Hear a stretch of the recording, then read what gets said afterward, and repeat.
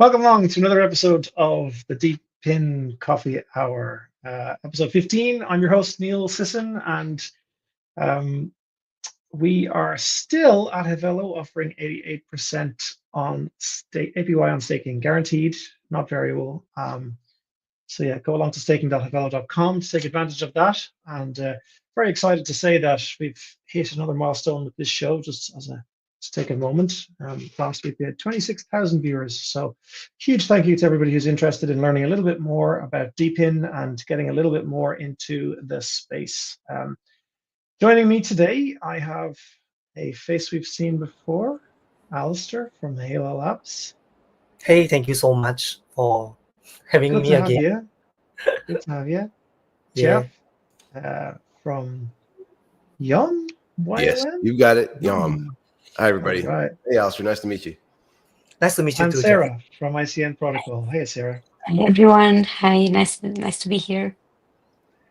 So, yeah, I guess we will do the usual thing we do to start off. Just go around the horn. Everybody take a turn at just telling us who you are and what you're working on right now. Alistair, you go first. Sorry, I just realized you guys can't see what's on my screen. So, Alistair, you go first, then Jeff, and then Sarah. Thank you. So, hello everyone. Once again, I'm Alistair from Hella Labs. So, I'm doing the growth ecosystem part. So, I think for Hella Labs, I think this is a very new thing. Because we launched our mainnet without any tokens. So we are actually going towards TGE. So for those people who are listening and then following us, or you are still very early, although we already mainnet, but the thing is, you guys are still early if you join us. We are going to start off with our first Gen NFTs, which is I would say like OG kind. So you just come to Hella Discord, and then our guys will give you the rest of the details. So going further, I would say that Hella is more of like a AI blockchain. We wanted to use AI to actually work in Hella. So you can imagine Hella is like a Hellaverse, and then me, you, and Jeff and Sarah, you are all in your own AI world, and then we were just like, let's say we are all sleeping, but then we let our AI go and do the work. So let's say imagine right now, instead of me, you doing these hosts, I probably will be replaced by an AI agent to do this. How does this sound to you? So I think that's about it. Sounds Yeah. easier. Sounds easier. All Very right. good. Yep. So you're gonna kill all our jobs, is what I'm hearing you say. No, just kidding. I'm kidding. I'm kidding. Fair enough. Very good. Thanks, You want me to jump Alistair. into it then?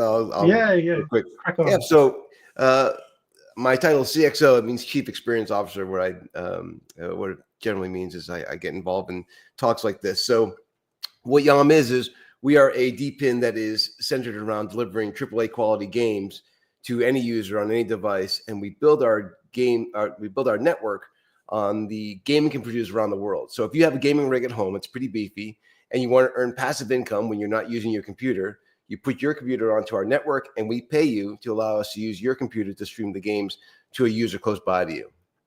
We outfit you with a device, so we don't actually install any software on your computer. We give you an external hard drive that runs the system. But this is a great way to earn passive income. Again, most people, like my son's very anxious. He wants to get a new monitor. I'm like, well, I'm not going to pay for it. I'm going to have you earn it by putting your computer online. And someone described it to me this weekend. I was at Unreal Fest in Orlando this past week.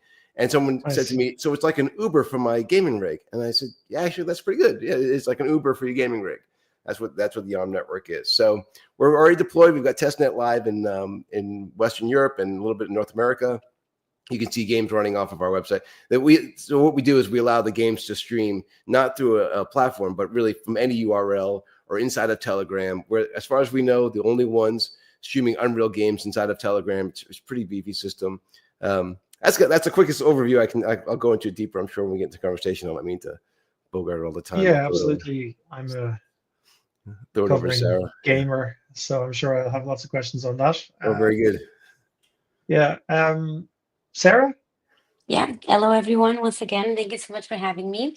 So as I can see by the name, so my name is Sara. I'm Portuguese born and raised. So I'm very happy in the last few days, as you can imagine, because of the cup. And actually, today is Portugal Day, so but I guess we can assume that all started on Sunday against Spain.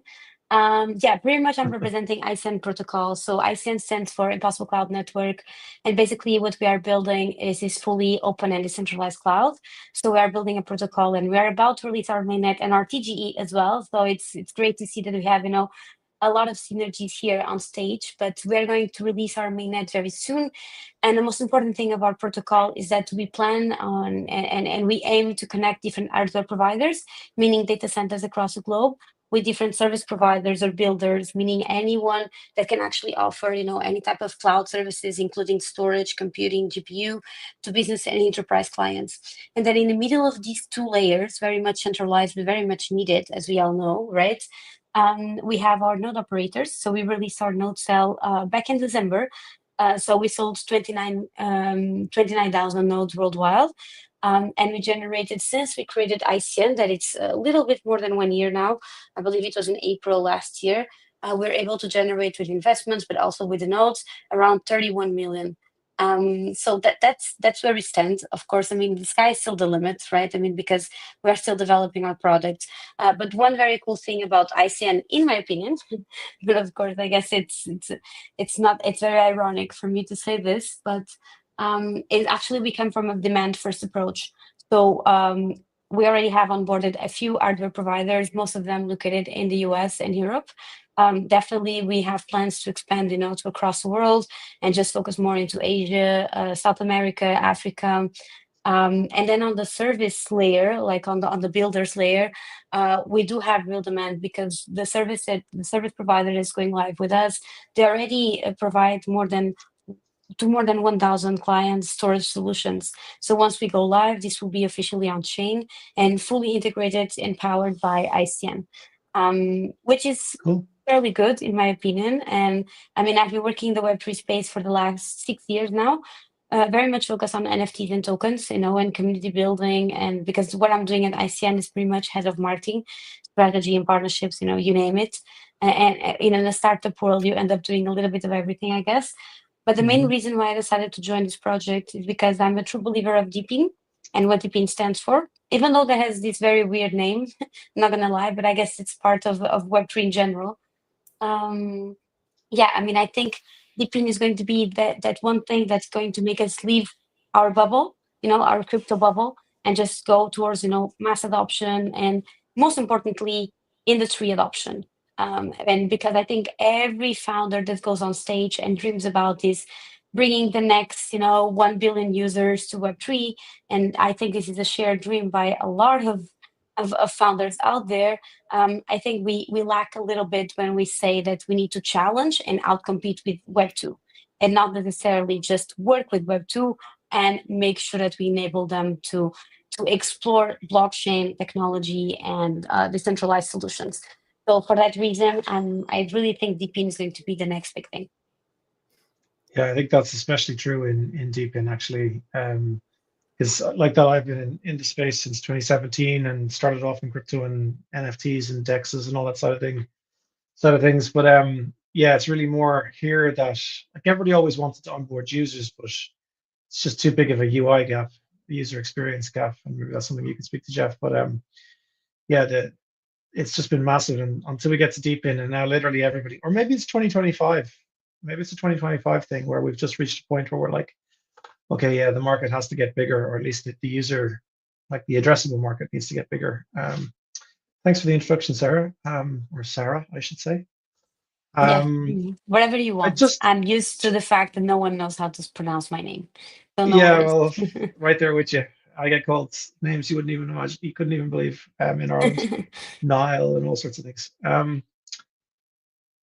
Just I want to just double click quickly on something you said there, Sarah, about the cloud providers. So like at the moment, obviously we have a lot of incumbent Web2 players in the space, the Magnificent Seven, and Amazon, Google, etc.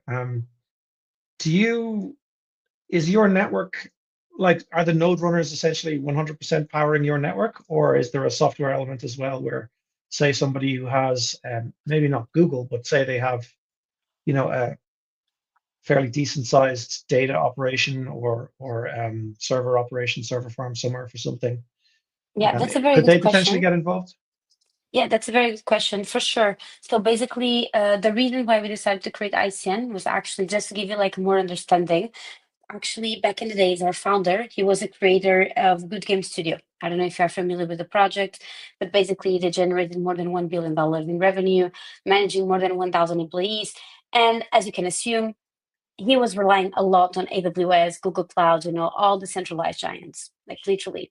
At one point, he identified, okay, if the system is down or if it's not like fully operational, I'm also down. And he was quite frustrated back then. So we identified that he wants to be like at least a stakeholder or a key contributor when it comes on building these fully and decentralized clouds. We have been talking about or hearing about the centralized cloud for quite some time now, especially with Filecoin, right?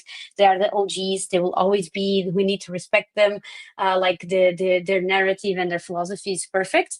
However, when it comes to actually having the foundation that is strong enough to go in towards mass adoption is quite tricky.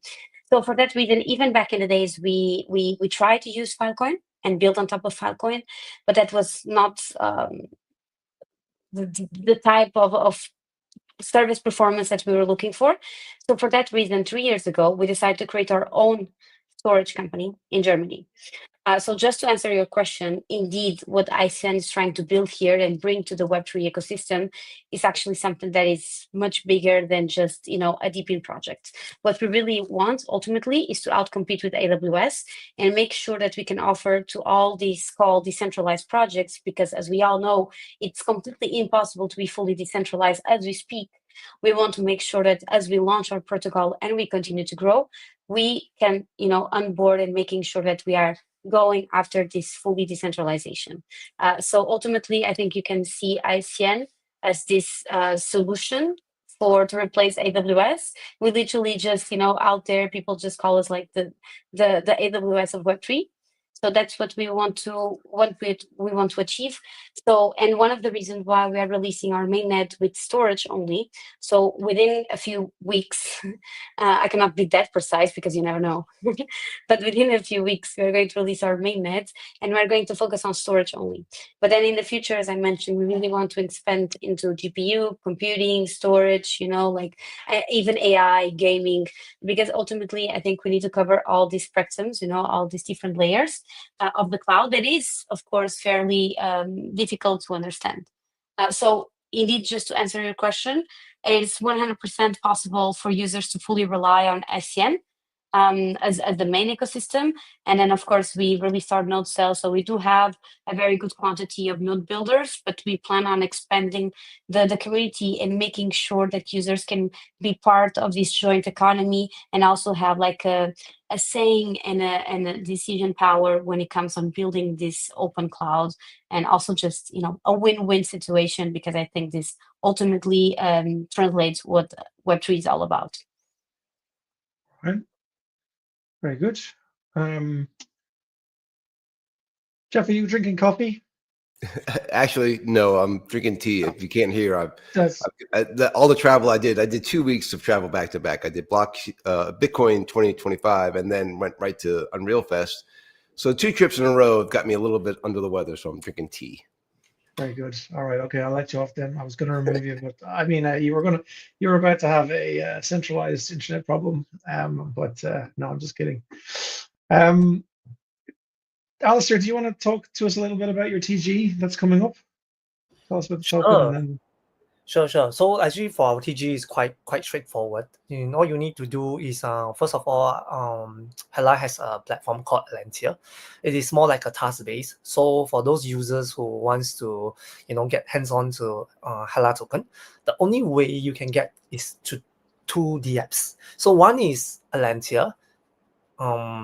You have to do tasks and then you earn the Atlantia HR points, and then you use the HR points to exchange for our Hella airdrop NFTs, and then through there you can actually sell those NFTs, and then you can generate Hella token. And then the next one is the stable holder, which is our staking platform. So that is actually an AI staking platform. So a lot of people don't understand stable holder. Maybe I can touch down on this part, because for us, you can look at like in this year, February, we hit 26% in stables.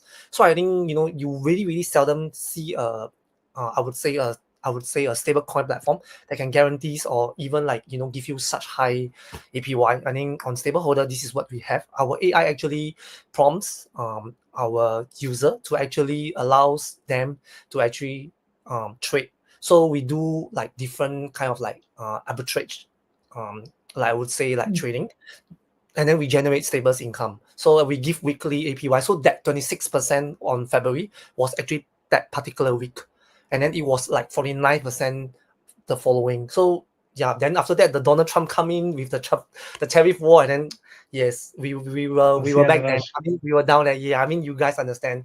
Yeah, but right now we are back. We are back up. So we are at the average of like 15%. I think it's very high among compared to like the rest. I don't want to say names, but I mean, if you were to check like stable coin staking, I think that's the part you guys should take a look. I was thinking like, what is this 88%? You know, I was thinking like, how can we work together? That was like when maybe we can talk later. But then for Hella, I think through that, like staking. So when you stake on stable holder, you can also earn the stable coins. I mean the stable HLUSD, and also you get the stable holder points. And also through that, you can actually change NFTs on the platform, because we are all on the ecosystem. So right now, 2D apps, stable holder and Atlantia are the only way you can get a Hella token, because we are not going to do pre-sale. We are not going to do anything else. So Hella token is only available in these 2 TFs, and also on our DePINs. If you were to look further, there is a consensus node, and there's also a guardian node. So for now, we are going guardian node. If you purchase a guardian node right now at about 400 like USD, you can get about 800 plus 864 Hella token.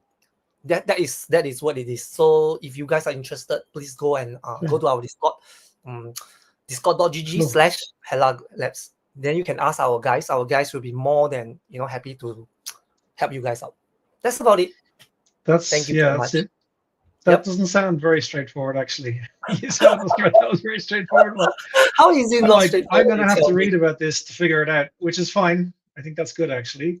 So you're not doing any no launch pads, no exchanges. Where are you going to list somewhere? Presumably you're going to list somewhere, so that, like, how are you taking care of liquidity, and are you going to? We are taking care of the liquidity for now, so that's why we are trying to see who wants to wait. First of all, like our HLUSD is only in Bioeconomy, so yeah, we didn't want to list anywhere else, because I think we want people to understand that at the first start, we want our blockchain layer 1. We have the fastest transaction at 10,000 transaction per 2 to 3 seconds, because we built our Hella. I would say we built our mainnet with Singapore Agency of Science. So if you were to know, like Singapore Agency of Science, it's like a subsidiary of Singapore. So you must understand, if let's say Singapore is like a crypto so regulated, why would like an agency of science open a blockchain with a company like Hella? So this is something very special. That's why I say when we start off, I always say that I'm always in a very the reason why I joined Hella is also because I was also very surprised, and I also I would say really like stunned that you can actually mainnet without any tokens. That's the best part, you see. And then the thing is, like, Agency of Science Singapore A-Star wants to create the high-speed computing with us. So that's why we can say that, on the DePIN side, maybe you want to talk about more on the DePIN side. For me, I can say that, in Hella, how can we like use DePIN to actually, really secure the network? So I would say that nodes, like the consensus, there is also a execution nodes. So in DePINs, I think Sarah is very pro. I can hear from you that you roughly know the whole, I would say, physical layer. So in this whole physical layer of like this network in Hella, I can tell you that there are 3 nodes that you need to take note of, which is the consensus node. That means anything that is correct is correct. If anything is wrong is wrong. That's a consensus node. That will be the execution level, which is the EVMs. So I think EVM is, everyone is working on it. As long as you have a smart contract that is EVM compatible, you can actually work on it. So we are EVM compatible. That will be, then after that, on the consensus layer, and then that will be giving you that execution layer, and then you can actually have a security layer. So that is DePIN. You must understand DePIN can actually help the company to really know whether is that company going to make money, because of like, there is this execution layer, all this smart contract coming into your blockchain. How are you going to secure it? You see, are you going to just use like probably a smart contract to let's say for AI? Why would I say that we are tokenizing AI? Because we have on our Guardian node, we actually allows you to actually mint your smart contract onto our Guardian node to earn the fees that is running in the under layer of the whole, I would say, layer 1 of Hela. So people who owns the node can actually earn not just the Hela token, they also earn in the future on the whole principle of underlying that is running, like like you have a track, so you own one of the train system. Think about that. That is how DePIN works. You also, let's say you see a train, there's like so many carts, right? So you own one of the carts, and then that cart just keep running and running and running in the whole thing. And then it's just whether your train is running 24 hours, I mean, that is, but right now I have not known anybody's running 24 hours for the train, but for blockchain, yes, it's 24 hours for sure. And then you don't see any outage. So for us, right, because right now we are trying to see how we can actually work better. So, in terms of like everything, so this is like why we say that, we work with Agency of Science. They had this like high-speed computing, which has so far zero outage. Yep. But of course, there will be definitely when you're on a net system, there will be there's a breaking point. You see, so that's why you hear Solana breakpoint. But for Hela, we don't have a breakpoint. Yeah, that's about it. I hope I'm not taking too much of your time to explain that. Yes. Yeah, I mean, I feel like you have a lot going on. You guys have obviously built out quite the ecosystem, and I like the way that you seem to have thought about how the token can actually reward users through participation rather than just kind of, I suppose, trying to buy a community or buy awareness through Yes. just doing these sort of some of the gymnastics with token sales. I feel like this year, last year are yeah. I don't know. It's an evolving space, obviously, so it's gotten kind of tricky. Hamza saying Yom words changing project. Maybe he means world. I think he means world too. Yeah. Okay. Do you want to talk a bit about how you're changing the world, Jeff? Yeah, I mean, we're changing the gaming industry and changing, perhaps even so bold as to say, changing the way the internet runs. So, we've for many years talked about the gaming industry had a really good run for 10 years between 2011 and 2021. There was 10% growth. Everyone was getting into games. It really is the biggest form of entertainment worldwide. It beats out music, movies, and TV combined. Generates a lot of revenue. And as Sarah said, right, you got to go where the audience is, like where the demand is, and the demand is for games. So it's pretty simple play in that way. But the AAA quality games are still locked out of anybody. I mean, a lot of the growth that happened was because of mobile devices. People were buying mobile devices, for the first time. But now it's kind of leveled off. Everyone who wants a mobile device kind of got one, and only rises with population growth. So how do we get the AAA quality games, the ones that can only be played on the high-powered gaming rigs, to everyone who's got a phone? That's kind of the starting point.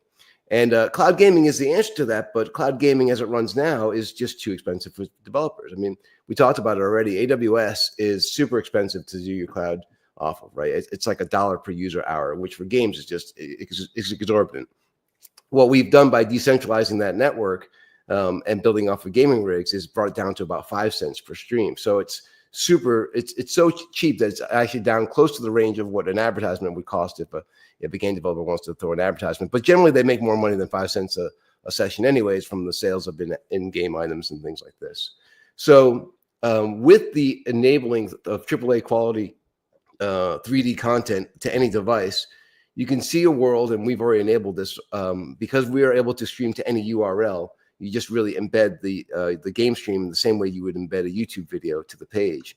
There's going to come a time where everyone who has a website can have a 3D version of their website. You could see a world where instead of a Facebook page, a Facebook apartment, right? These kinds of things are now enabled because we've got the price of generating a 3D world and pumping it through every device. We've got the cost of that down to a reasonable cost.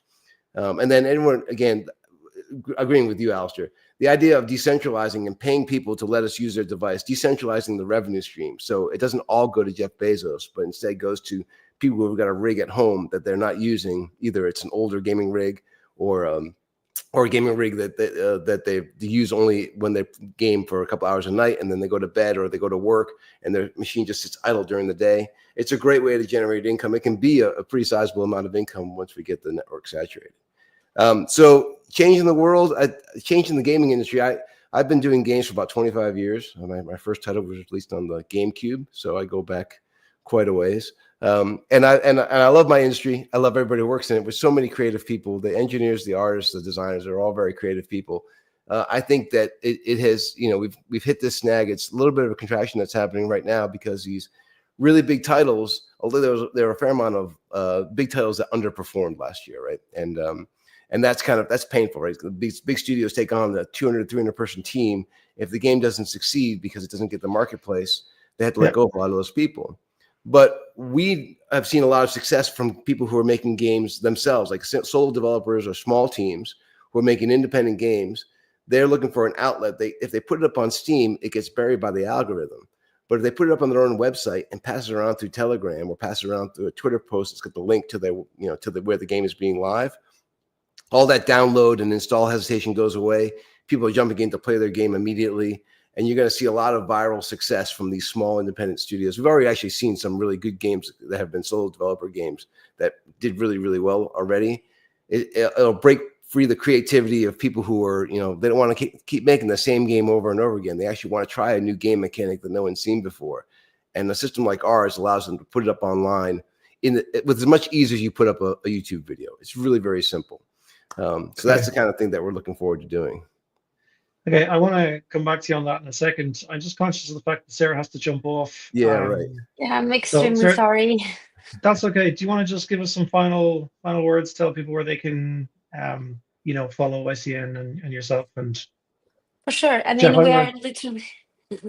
Sorry, go ahead. We are on X, we are on Discord, we are on Telegram. You can always find us under ICN protocol. Super excited to be here. Thank you so much. And I really apologize, guys, that I need to run, but it's great to see other projects out there, literally just explore different synergies, right? So let's stay in touch. And because as we mentioned, we have big things coming up for ICN, the mainnet and token launch, literally the best thing that you can imagine, right? So let's just, follow the channel, stay in the loop, and that's it. Thank you so much for having me once again. Nice to meet you, Sarah. Thanks, Sarah. Thank you. Bye-bye, guys. Take care. Bye. So, Jeff, just going back to what you were saying there, it's fascinating. I'd love to talk to you about the revenue model, if you don't mind, for a minute. Sure. Because I feel like this is one of the key areas, right? Like, I feel like the rest of the world, or based on certainly what I've seen, we're all ready to be part of the decentralized revolution. I'm quite happy for my gaming rig to be used for so that other people can game without needing to, on their Macs or whatever, because they live nearby and I can provide the processing and rendering and all that good stuff. But how does that actually work? Like, how do I get rewarded, and how does Tom, my neighbor, on his MacBook or whatever, play, I don't know, Unreal? Let's just say Unreal 75 or whatever they're on now. It's a good question. Yeah. So the way that the system works is the game developers, they have a subscription fee. So they're paying for the time just as they would pay for Amazon or something like that. But again, we've got that price down low. But you as a gaming operator, and the best way to really suss this out is if you go to our website, yam.net, there's a calculator there.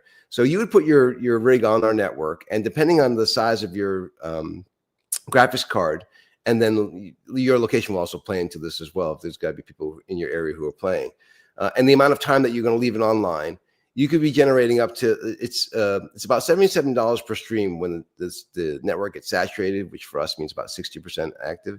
So $77 per stream. But if you're running a 2060 graphics card at home, you can actually host 2 games at the same time.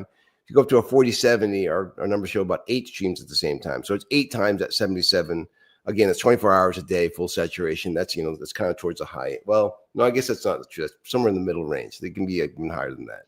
So it's a sizable amount of revenue. Again, this depends on your region. and how Right. much is being used in that area. But the calculator's there on the website. You can check it out. It's a pretty good. So it's the game developers paying for the time, and that gets translated into money that the node operators.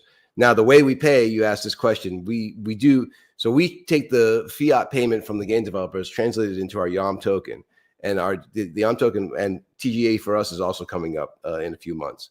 But we pay the node operators in the YAM token, and instead of like directly staking, what we do is if your node is tied to your wallet, right? Your license for operating the node is tied to your wallet. And we also watch and see how much YAM tokens in that wallet, and the more YAM token you hold, the higher your reputation score, so the more work we give you, right? This is a way to incentivize people to take the YAM token and hold on to it for a long period of time, Clever. effectively staking, right? Yeah.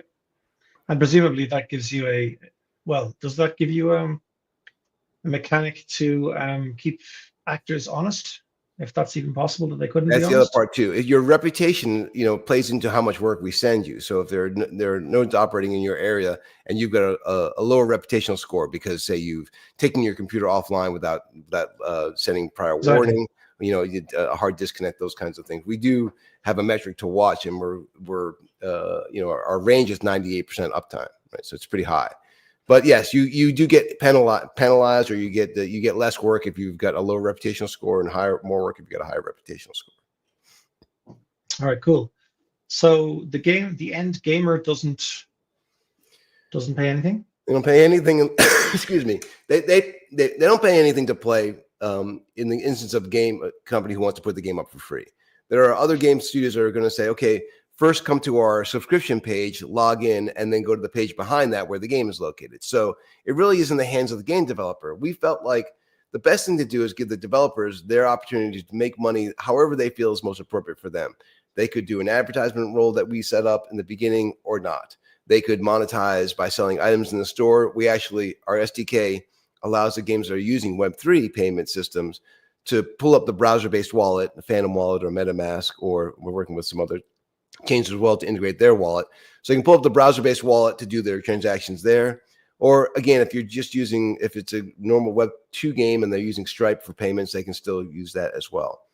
So we wanted to be the most versatile system for a game developer, because we think that where platforms like Steam, the Epic Store, they have their value. There is, of course, a lot of competition there. It's hot and sweaty.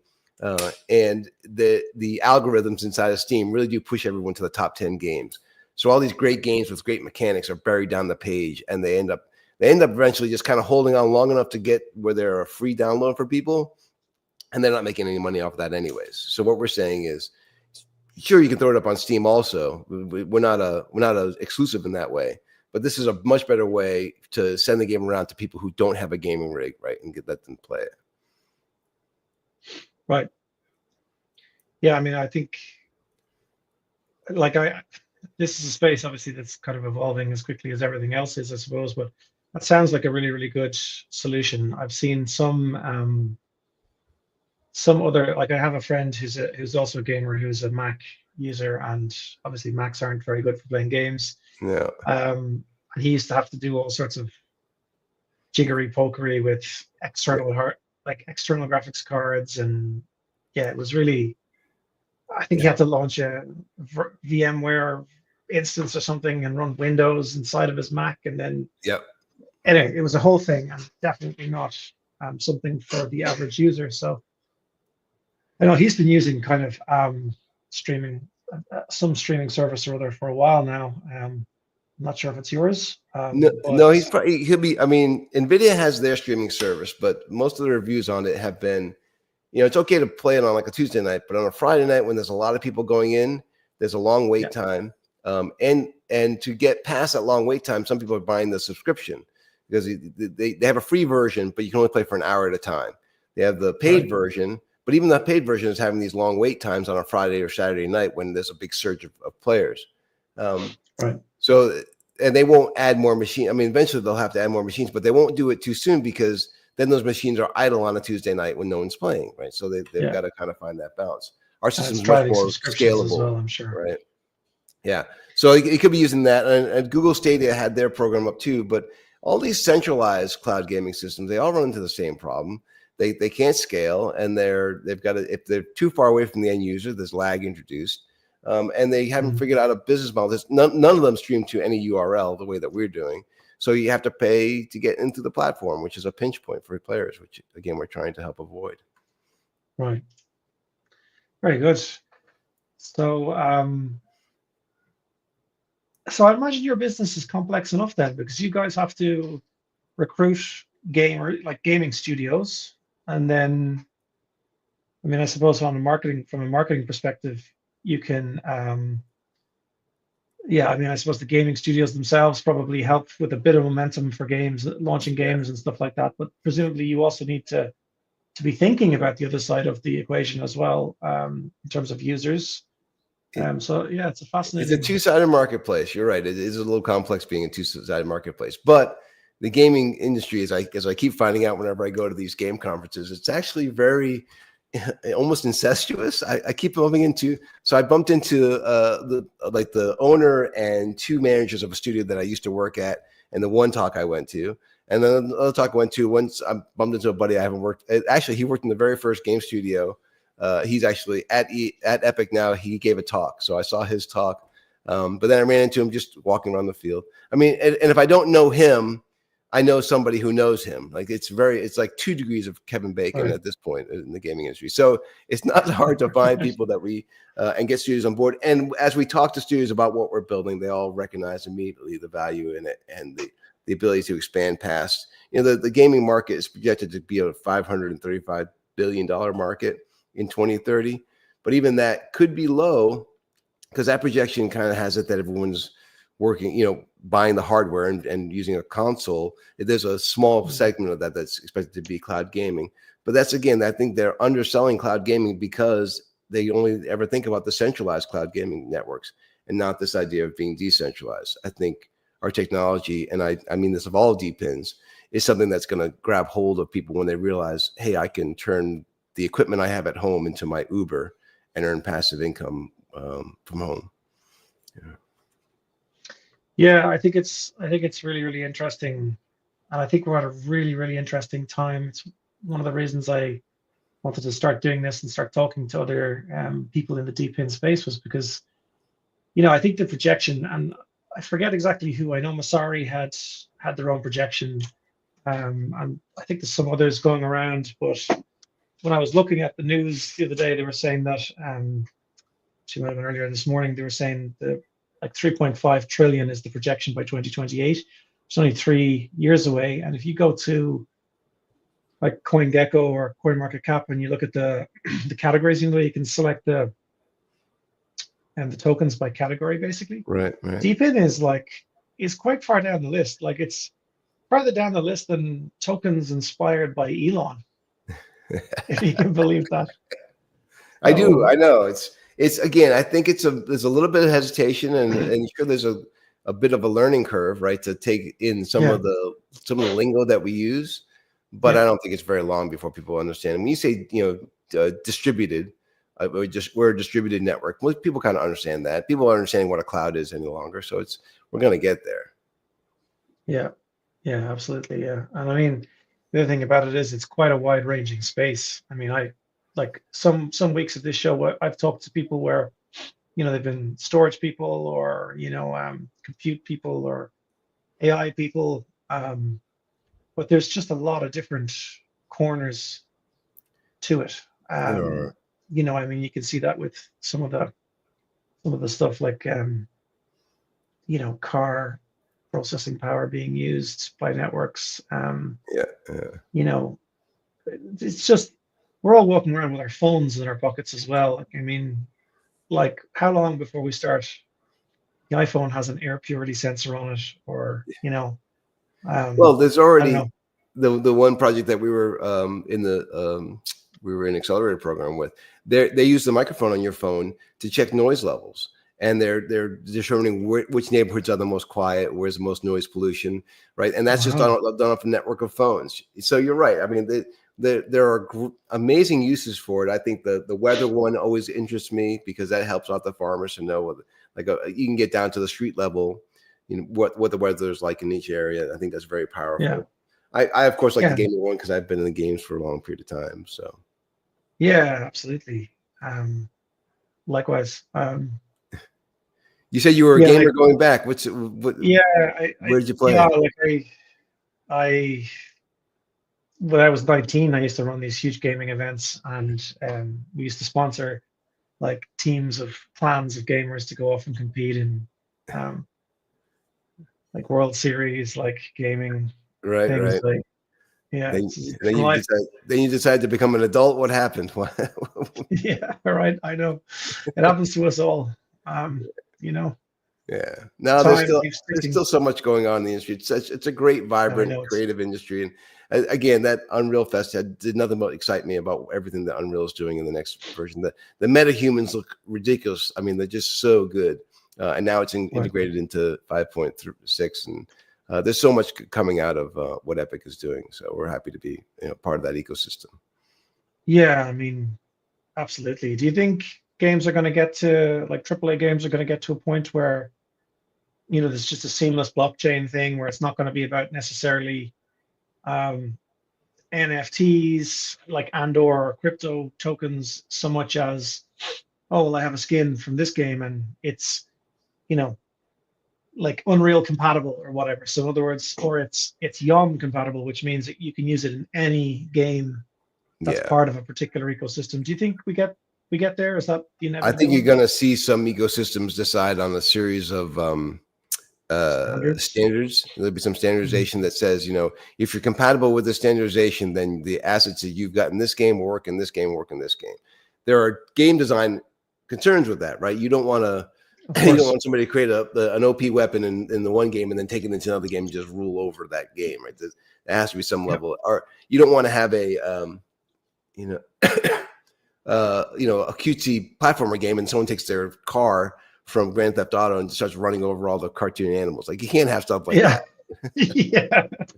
That'll be some publicity stunt for some kids' games. All these like parents losing their minds because. But I think AI is helping all that stuff already. You're seeing people create game projects with Unreal in a very short amount of time, like a weekend, for a simple game, or like a month, because of using AI to help them do their blueprints, and they're pulling assets in from the marketplace and just crafting their own experiences. And we like to think that again, looking at the YouTube model, these individual creators are going to create channels of their own game experiences and become very popular because they've made this game and then this game and then this game. And they're not long games. Maybe they've got a nice tight loop that keep you addicted. Or maybe they just, it could be episodic storytelling where they'll tell the first chapter, then a month later releases the next chapter. And then, you could see something like that happening very easily. Yeah, I mean, that's like, I'm pretty sure that's already happening using Amazon as just the episodic story thing, because there's a sci-fi author that I kind of started to read a while ago, and there's no human being that could produce books as quickly as this guy's doing it. It's just not possible. So like he has to be using AI, but the books are really good. So like relative to if you go to GPT and ask it to write something. So yeah, I don't know. Alistair, you're in AI. Do you think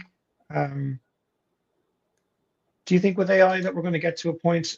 So one of the things that I think is very interesting that I've heard posited before is that like with AI, we'll get to a point where, entertainment will become highly personalized. Like there won't be like a TV show that you have to wait until next Thursday to get the latest episode of. That like the AI will eventually be able to essentially tailor make entertainment for you based on, I don't know, some sort of an interactive experience, I suppose. Whether that's a game. I think this is a very, I would say this is a very interesting and general one, because I think AI, if you put them into a very, very good like LLM model, they probably can do deep thinking. And then now you can even like teach your AI to have emotions. So you can train your AI to act on your behalf.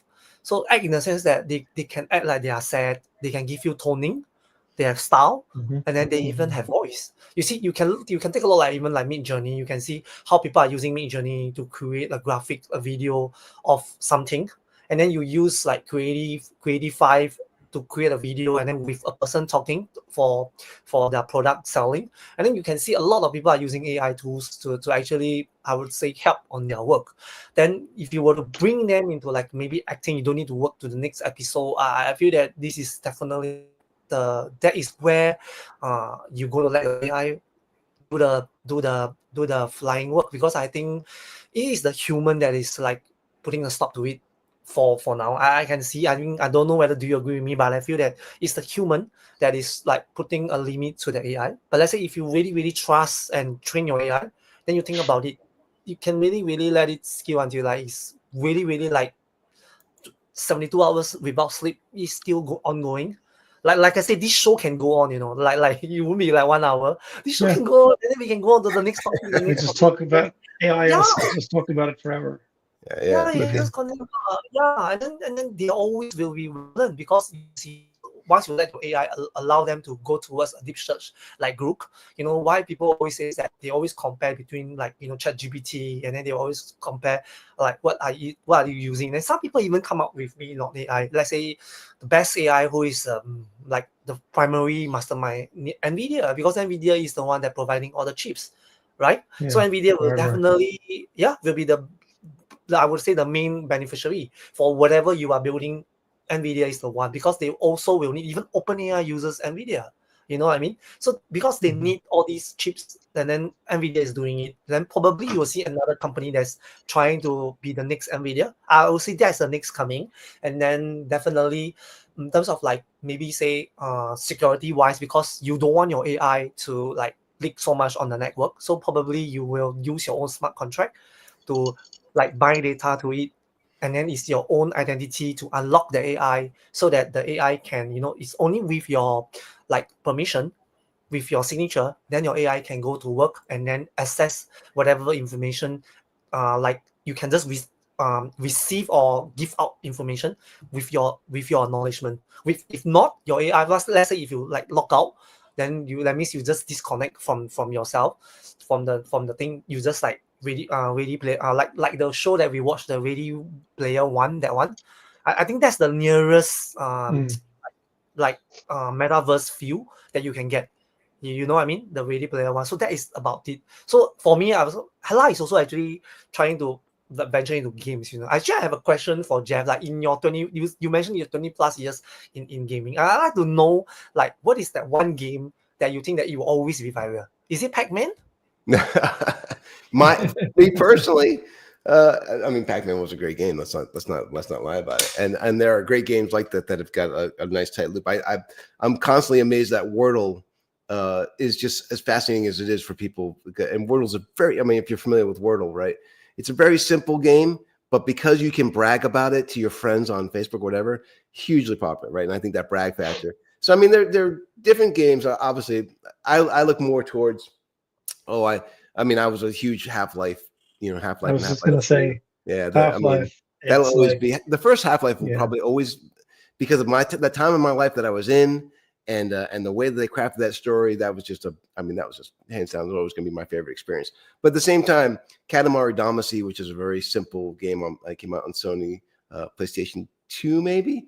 He had a ball that you had to roll around, and you picked up stuff in the environment and made the ball bigger and bigger. Like, it was a goofy, silly game, but man, that mechanic was so much fun. Journey is another game that I always cite as one of the ones that was pivotal for me, because it was very simple storytelling, no words. You just kind of had to figure it out, but you very quickly figured out what you were supposed to do. It was a beautiful game. I can't name a single game. I'm going to go to Half-Life probably always, but then for other people, it's going to be World of Warcraft, and I understand why. Yeah, no, Half-Life. Like, I think any game that has that good a story, where it's a combination of, like a really engaging story, puzzles that you kind of have to figure your way through, and also scares. Like, if you're sitting, nobody sits alone in the dark playing Half-Life and doesn't at some point go, Jesus, or like, just something. Even the audio to this day. I mean, I can hear like just the one note that lingers. I'm like, oh, that's Half-Life. I know what that is.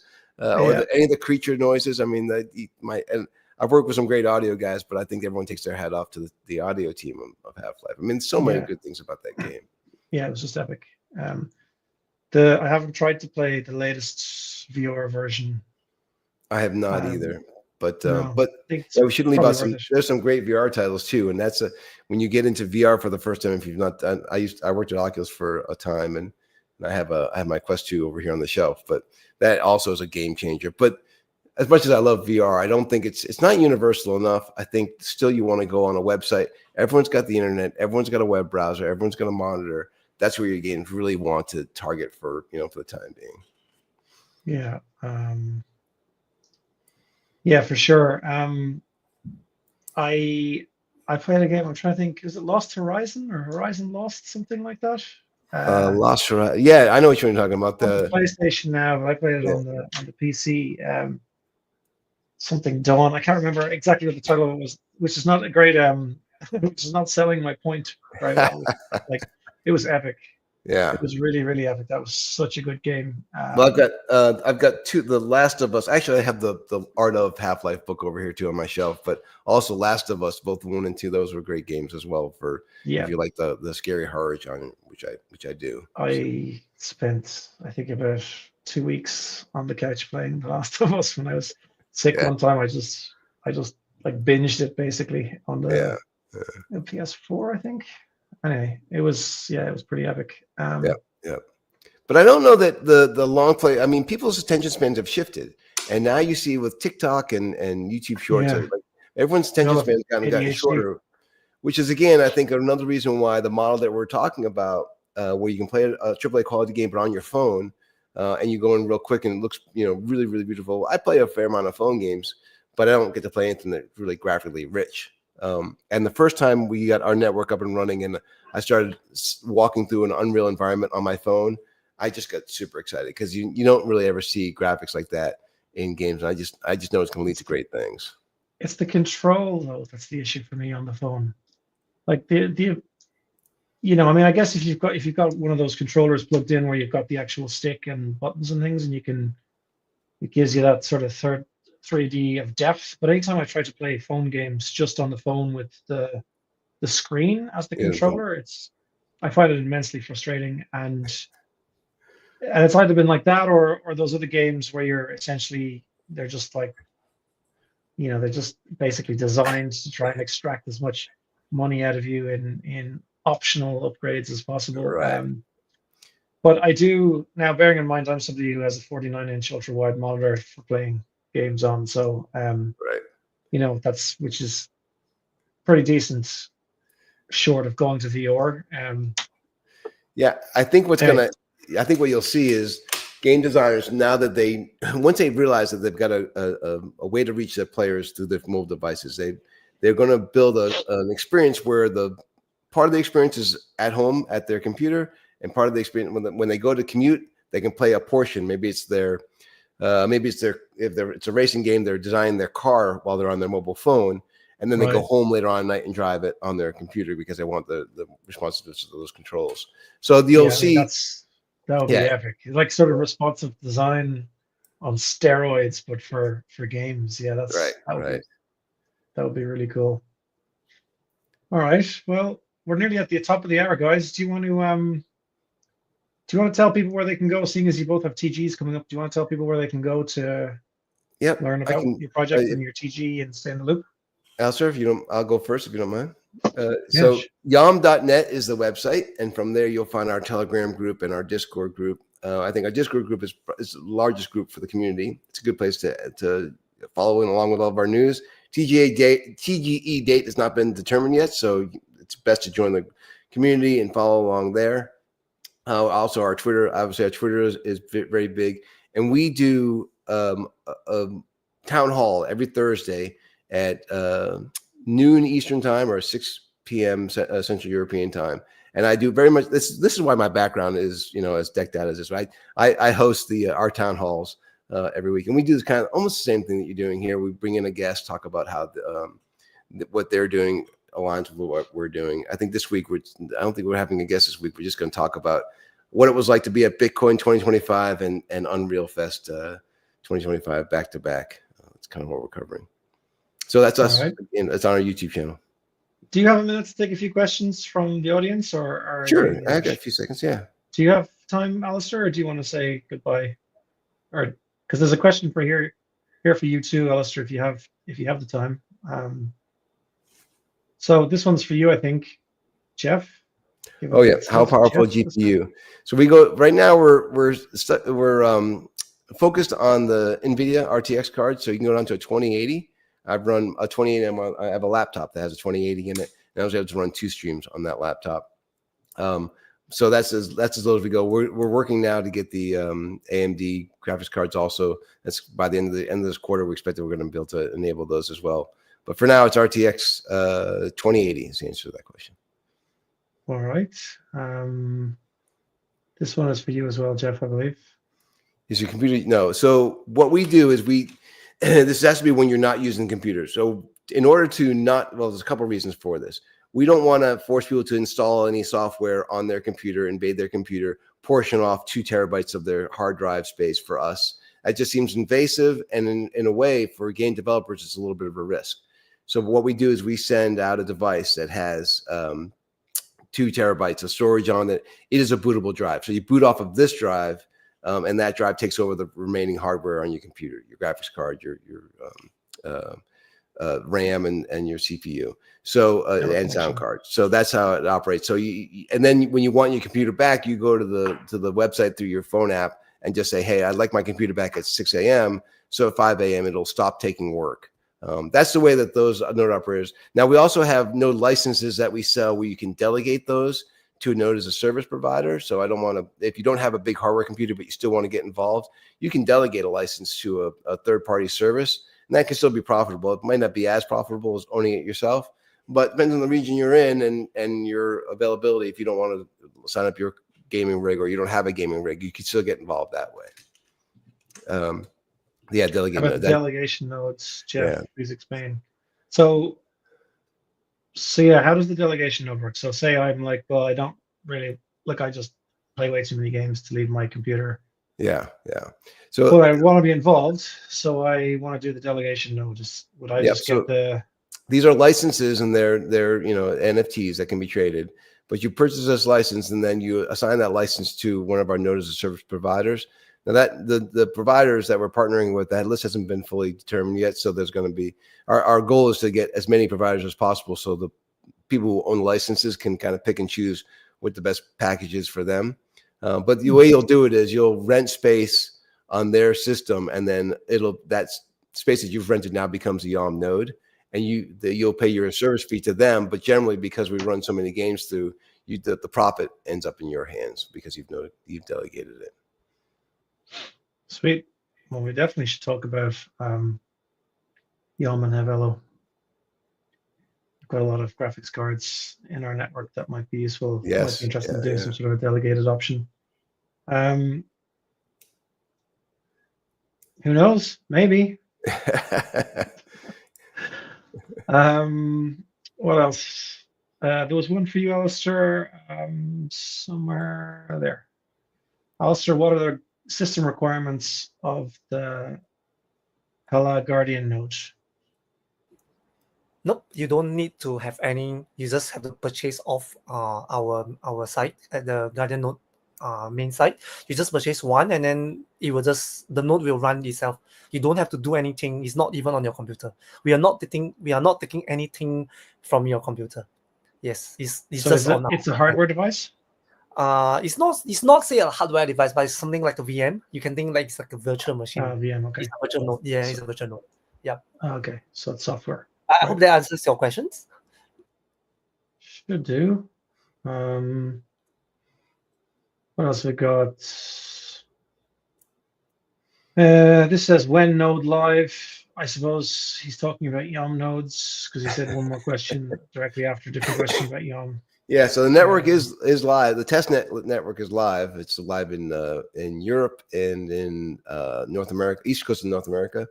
We're now in the process of bringing on doubling the size of that test network, and this will bring in some nodes from West Coast of the U.S. We're actually looking at South Pacific, India, and is that everybody?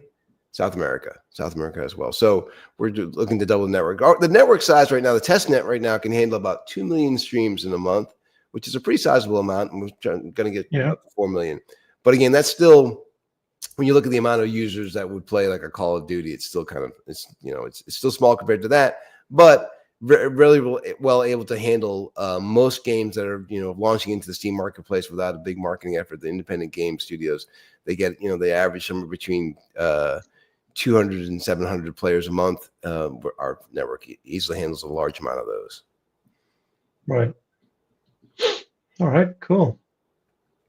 Thanks, Jeff. Alistair, do you want to give us some final words? We kind of got in the middle of our farewell with some questions there, but do you want to tell people where they can find out more about your TG and all that good stuff?